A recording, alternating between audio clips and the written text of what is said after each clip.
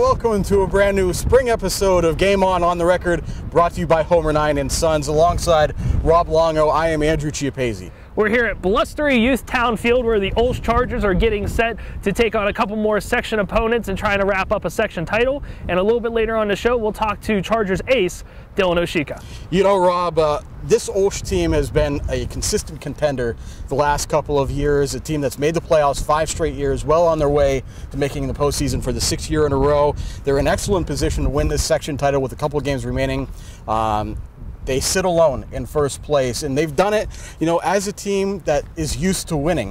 And it'd be very interesting to see how they handle the final games of the regular season and the postseason, because this is a team that, despite their success, one WPIAL championship appearance in their program history. That was back in 2013. They have not gone as deep in the playoffs as many people have expected them the last couple of years.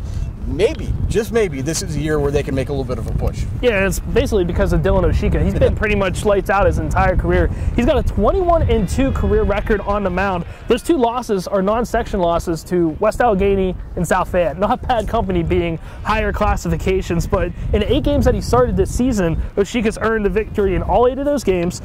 In 3 of those games, he's thrown a Maddox, a complete game shutout, under 100 pitches, which is something new this year in high school baseball. And you know what? Pitching has been so crucial to this program over the years, and again this year. Not only has Osheka been good with a 1.11 ERA and 8 wins to lead the staff, but this is a team with a 0.81 team ERA. That is exceptional, microscopically small for a high school baseball team. The one key issue that they may have going forward is, and the reason that ERA is so low, is they have given up 12 unearned runs this year. That's about 1 unearned run a game.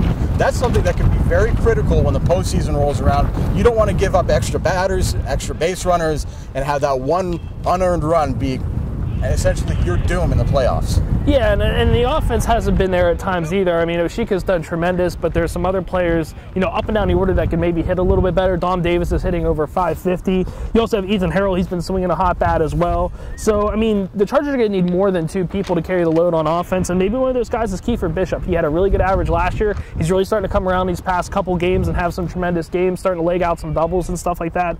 So maybe that's the guy that OLSH can look forward to avoid, you know, win that section title and then avoid an early round playoff exit. Well, joining us now to talk about OLSH's season so far and the Chargers' push to the playoffs is senior pitcher Dylan Osheka. Dylan, welcome to the show. Thank you very much. Dylan, it seems like Freedom's had your number these couple of games this year. You lost on Friday, but then you're able to bounce back with a 4-3 win against Neshannock on Monday. You know, how important was it to get back on track as you're getting down the stretch here trying to clinch that section title? It's always important for us to get back on track. I mean, we have a really tough section this year, and every single game is going to count, and we can see that already with the 2 losses to Freedom. But we knew that we really needed to come back with this win for Neshannock, and it would really give us that playoff berth that we needed this year.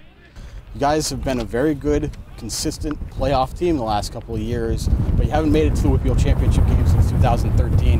What would it mean for this program to make a deep playoff run, especially for you guys as seniors? It'd mean absolutely everything. I mean, I've been on the varsity roster ever since I was a freshman, and my freshman year facing that loss against Swickley Academy, sophomore year facing it against Jeanette, and last year facing it against Union. It's heartbreaking every single time. And to get us back into the WPIAL championship would mean everything to the team, and I know it'd mean everything to our coach.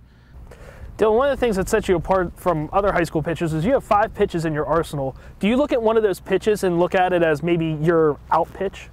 I really see my curveball. My curveball is really my strong pitch. I love to throw it for strikes. I love to throw it in the dirt to make people chase. It's really my go-to in almost every single situation, and I've had control with it ever since my freshman year. So that's really my plug-in.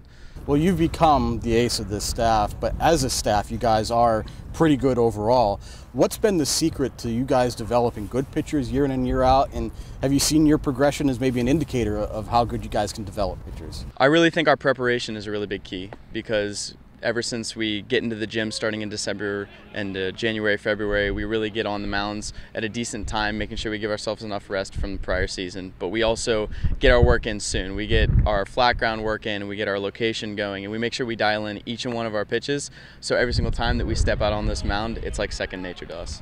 Finally, Dylan, you know, this is a little bit in the future for you, but you have made a college choice. You're going to Embry-Riddle, a Division II college in Daytona Beach, Florida. What led you to picking that school, and talk a little bit about the college choice and what your future holds for you? To be honest with you, I didn't think I was going to play baseball going into this summer in college, and I found the school Embry-Riddle. Somebody mentioned it to me, and I immediately took an interest to it because I knew I wanted to go into aerospace engineering. So once I got into that field and I knew that I wanted to get into that, I contacted the coach, and he took an immediate liking to me. So went down for a showcase, went back down again for a recruiting visit, and then he offered me my position on the team a couple weeks ago, and I couldn't be more excited to go down there next year. Dylan, appreciate your time and best of luck the rest of the season. Thank you very much. Well, that does it for this edition of Game On the Record. You can check out our Facebook page for anything you might have missed from us all throughout the week. Be sure to check out timesonline.com all weekend long for scores, stats, stories, and more. And of course, you can always follow us on Twitter with the account Time Scores for all the latest news and updates from those of us here at timesonline.com. For Rob Longo, I'm Andrew Chiappazzi. We're going to go blow away. We'll see you soon.